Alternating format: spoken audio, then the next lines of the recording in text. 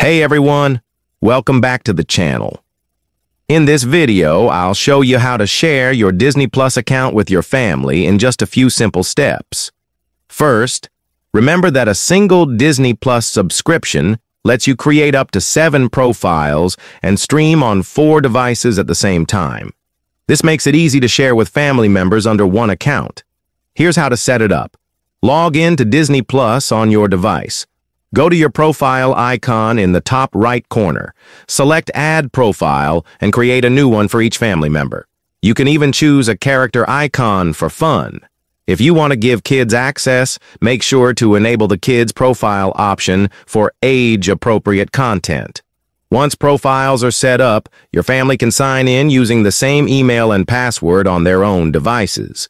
Everyone gets a personalized watch list while you all share one subscription. And that's it.